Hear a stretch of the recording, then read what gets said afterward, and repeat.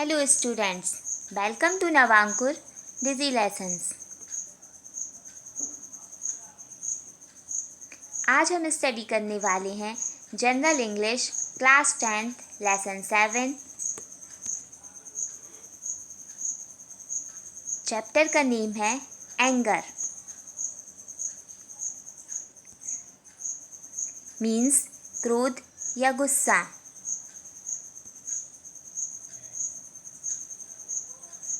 Anger जो हमारे मस्तिष्क और दिमाग को प्रसन्न नहीं कर सकता, उसको क्षति पहुंचाता है।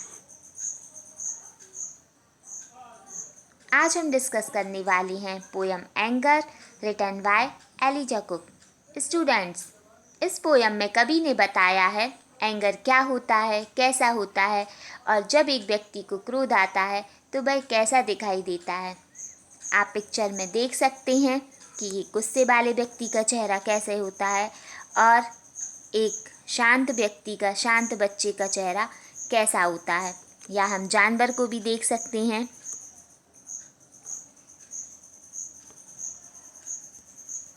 पोयम देखते हैं। First stanza. O anger is an ugly thing and spoils the fairest face, it commit like a rainy cloud upon a sunny place. ओ क्रोध एक क्रूप वस्तु है। एंगर क्रोध, अगली मीन्स क्रूप, थिंग मीन्स वस्तु। And spoils the fairest face, spoils बर्बाद करना या नष्ट करना, और नष्ट कर देती है फेयरेस्ट मतलब सुंदर चेहरे को। एक अच्छे चेहरे को क्रोध नष्ट कर देता है। क्रोध एक बदसूरत वस्तु है जो एक अच्छे चेहरे को नष्ट कर देता है। It commit like a rainy cloud upon a sunny place, एक काले वर्षा के बादल की तरह है।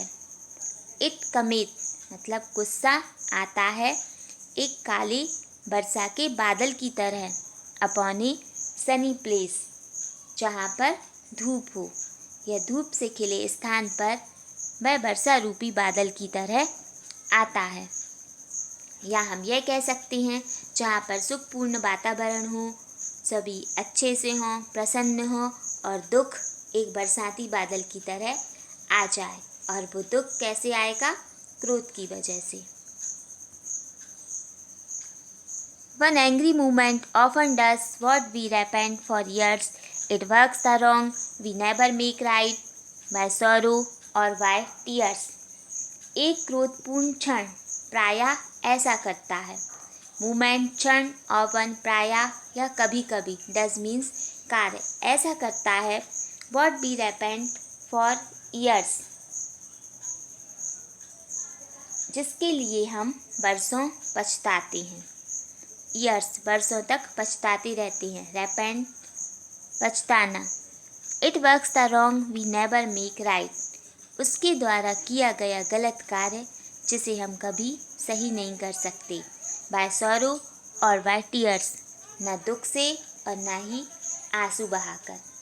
एक क्रोधपूर्ण क्षण प्रायः ऐसा करता है जिसके लिए हम वर्षों पछताते हैं। वह ऐसा गलत कार्य करता है जिसे हम कभी दुख प्रकट करके या आंसुओं से भी सही नहीं कर सकते। या हम यह कह सकते हैं कि समय एक बार चला जाए तो वापस नहीं आता।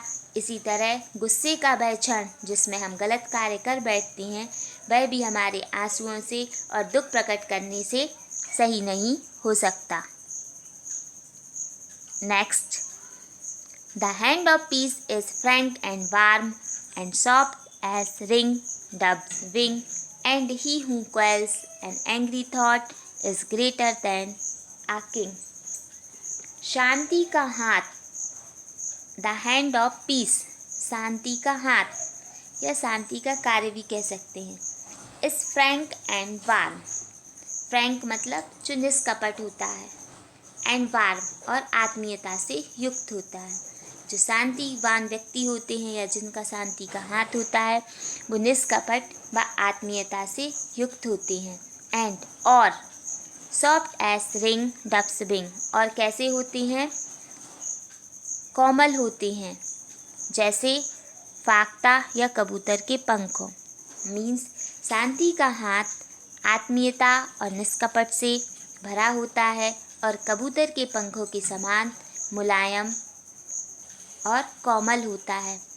डप्स मीन्स कबूतर या फाख्ता जिसे कहते हैं, जो कि शांति का प्रतीक होता है। And he who क्वेल्स an angry thought is greater than a king. और वह व्यक्ति या जो व्यक्ति किसी क्रोध के विचार को कुचल देता है या दबा देता है, क्वेल्स मीन्स कुचलना या दबाना, is greater than a king, वह राजा से भी महान होता है। जो व्यक्ति अपने क्रोध को दबा देता है, क्रोध को अपने ऊपर हावी नहीं होने देता, अपने आप को नियंत्रण कर लेता है गुस्से से, तो वह राजा से भी महान होता है। Next stanza. Ever remember in the youth that he who क्वेल्स firmly tries to conquer and to rule himself is noble, brave and wise.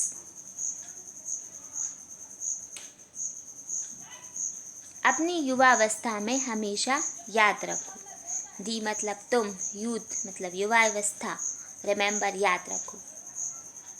तुम अपनी युवा अवस्था में हमेशा ध्यान रखो।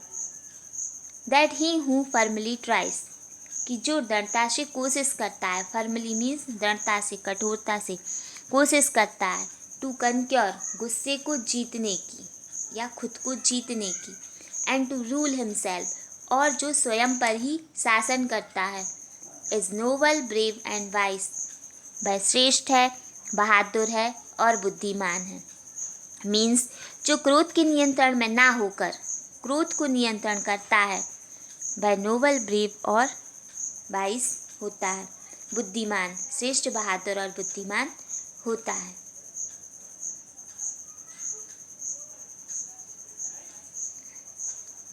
हम इसके मेन पॉइंट्स देखते हैं। इस पोयम का मोरल, इस पोयम का सारांश, summary. Anger is bad thing, गुस्सा एक बुरी वस्तु है।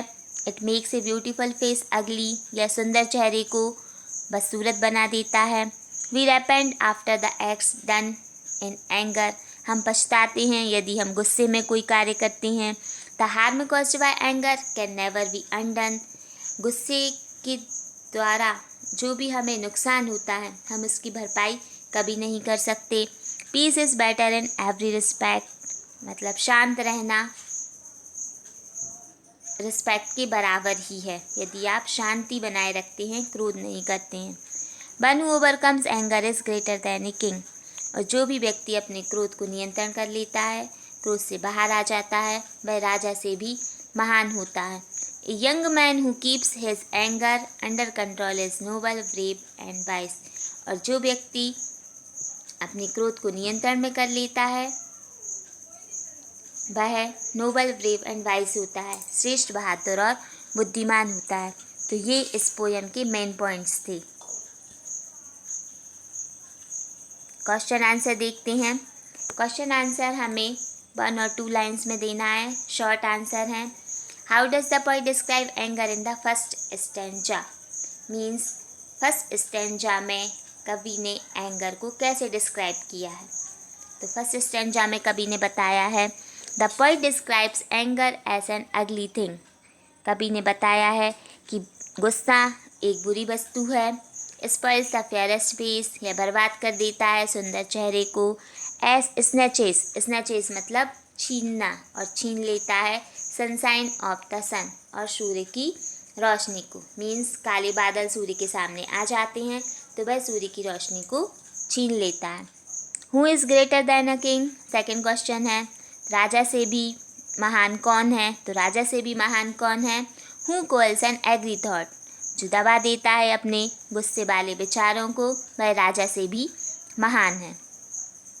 Third question, who is noble, brave and wise, कौन श्रेष्ठ, बहादुर और बुद्धिमान है। तो कौन है श्रेष्ठ, बहादुर और बुद्धिमान। One who firmly tries to conquer, जो कि दृढ़ता से कोशिश करता है खुद को जीतने की और स्वयं पर शासन करने की।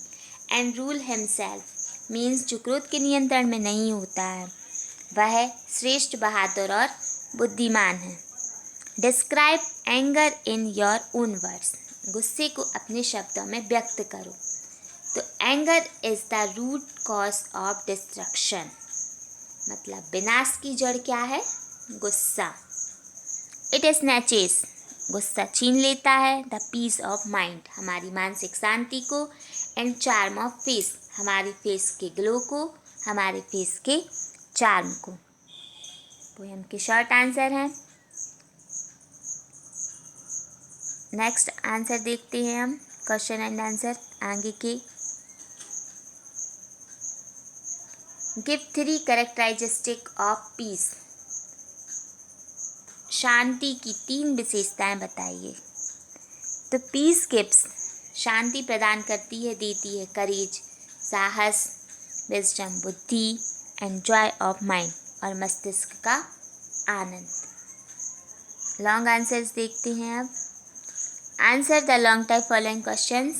फर्स्ट क्वेश्चन है, what are disadvantages of being angry, means हमें क्या नुकसान होते हैं जब हम गुस्सा होते हैं। Answer, anger is the worst enemy of a person, गुस्सा ही मनुष्य का सबसे बड़ा शत्रु है। It snatches the charm of a face, वह छीन लेता है हमारे फेस के चार्म को, हमारे फेस के ग्लो को। The act is done in the state of anger is never faithfully, और जो कार्य हम गुस्से में करते हैं वह हम ईमानदारी से नहीं कर सकते, हम उसमें बिल्कुल भी इन्वॉल्व नहीं होते हैं। गुस्से से किए गए कार्य में मीन्स वह अधिकतर गलत ही होता है, ईमानदारी से उसमें शामिल नहीं हो पाते। And a person has to repent later, और उस कार्य के लिए हमें हमेशा पछताना पड़ता है। गुस्से से किए गए कार्य में हमें हमेशा पछताना पड़ता है, तो ये है इसके नुकसान होते हैं। Why do we repent for a long time, हमें लंबे समय तक क्यों पछताना पड़ता है। Answer, in the state of anger we are unable to act properly, उस गुस्से के क्षण या उस गुस्से की स्टेट में हम अपना कार्य ध्यान से नहीं कर पाते, एंड टेक करेक्ट डिसीजन, और सही निर्णय नहीं ले पाते। गुस्से में लिया गया निर्णय कभी भी सही नहीं होता। मोस्ट ऑफ द टाइम, और अधिकतर समय, इट कॉजेज, वह कारण होता है, ग्रेट लॉस, बहुत ज़्यादा नुकसान का, and snatches away the peace of mind, और वह गुस्सा है वह हमारी मस्तिष्क की शांति को छीन लेता है।